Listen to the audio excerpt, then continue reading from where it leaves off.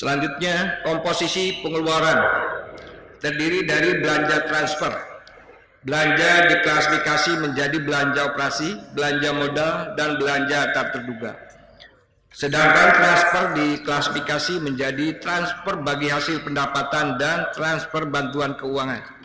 Pada tahun anggaran 2018, belanja daerah dianggarkan sebesar 6.027.676.782 rupiah dengan realisasi sebesar 5.057.701.596.526 rupiah atau 83,91%.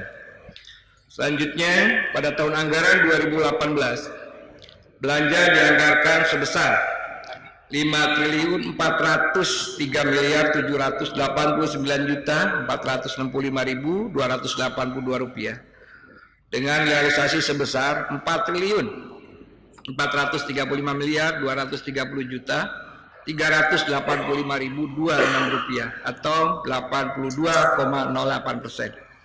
Terdapat penghematan belanja sebesar 9.568.559.80.256 rupiah dan transfer dianggarkan sebesar 623.731.211.500 rupiah dengan realisasi sebesar 621.471.211.500 rupiah atau 99,79%. Terdapat penghematan sebesar 1.300.000.000. Selanjutnya, terkait dengan kebutuhan mendasar bagi pelayanan publik kesehatan pada RSUD Cabang Bungin, saat ini adalah penambahan sarana dan prasarana seperti perluasan lahan seluas 1 hektar bagi pembangunan gedung khusus perawatan bagi ibu dan anak, serta penambahan bed atau tempat tidur bagi pasien. Pelayanan rawat inap saat ini RSUD Cabang Bungin hanya dapat menampung 30 pasien atau 30 bed dari usulan daya tampung untuk 100% pada tahun 2018. Dan sangat diharapkan terpenuhi pada anggaran perubahan tahun 2019 agar pelayanan kepada masyarakat dapat berjalan maksimal. Selain itu, kurangnya sumber daya manusia yang menjadi penghambat dalam proses akreditasi, seperti kurangnya tenaga dokter spesialis karena standar biaya penggajian bagi dokter spesialis hanya 8 juta per bulannya yang dianggap masih di bawah standar penghasilan dokter spesialis. Sebenarnya untuk permasalahan kesehatan dokter spesialis ini dapat teratasi dengan program wajib kerja dokter spesialis yang dicanangkan oleh Kementerian Kesehatan Republik Indonesia. Namun salah satu persyaratan guna terlaksananya program tersebut adalah tersedianya mes dan kendaraan operasional bagi dokter spesialis yang sementara ini belum tersedia di RSUD Cabang Bungin. Ya, hampir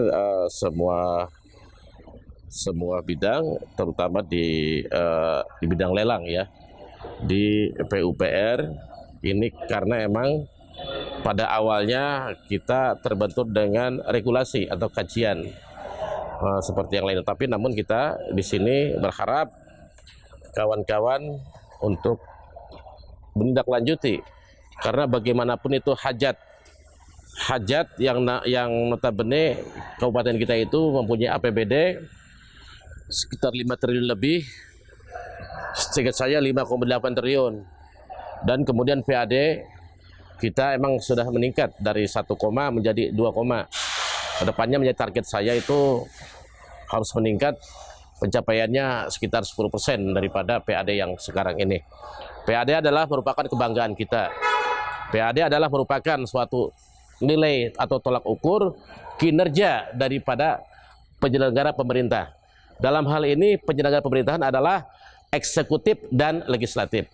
Setelah DPRD Kabupaten Bekasi melakukan pembahasan dan kajian atas rancangan peraturan daerah tentang pertanggungjawaban pelaksanaan anggaran pendapatan dan belanja daerah tahun 2018, maka DPRD Kabupaten Bekasi menyampaikan koreksi, saran, masukan, serta rekomendasi sebagai berikut.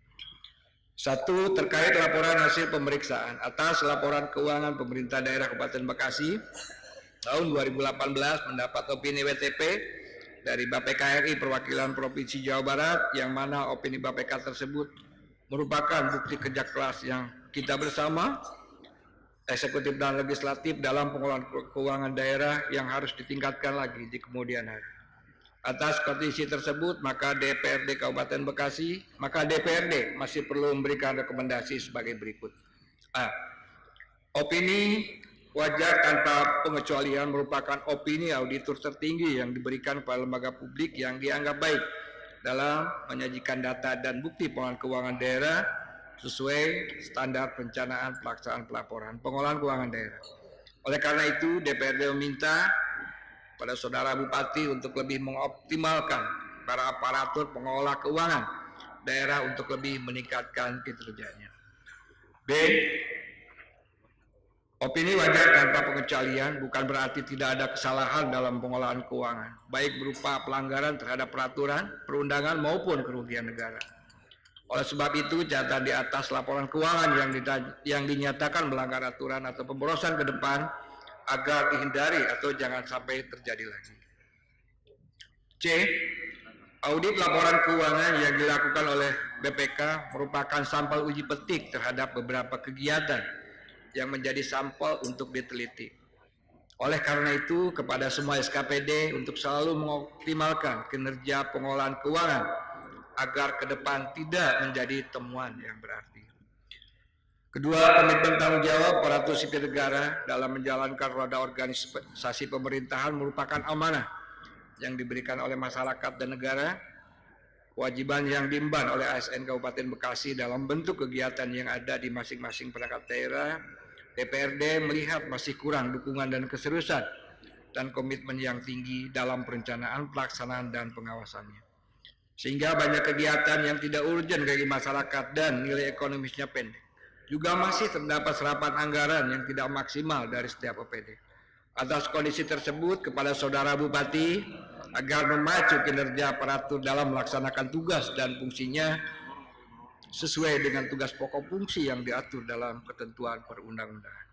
Ini sepertinya tidak hanya di daerah kita, tertinggalnya suatu penyerapan anggaran, asbabiahnya tidak terlepas dari jadwal pembahasan yang notabene ada mekanisme. Kami pun di DPRD itu ada mekanisme dari Bamus, Rapim dikembalikan lagi sampai Prakua. Nah, harapan saya ke depan itu lebih tertib lagi tentang pengaturan waktu ataupun jadwal dari semua sektor, baik pembahasan anggaran ataupun pembahasan raperda yang lainnya. Supaya apa? Karena waktu ini kita sudah terintegrasi oleh Permen, oleh PP, oleh MD3 juga, Undang-Undang Nomor 23. Jadi tidak bisa kalau melewati contoh ini kita penyampaian daripada P2APBD LKPJ itu harus triwulan pertama harus selesai. Triwulan pertama harus selesai dalam 1 tahun. Laporan akhir tahun itu triwulan pertama itu harus selesai. Kita begitu, Pak. Supaya fungsi kita sebagai keuangan ataupun budgeting, di samping itu juga legislasi, di samping itu juga dan pengawasan itu menjadi suatu rentetan yang saling berfungsi. Lagi.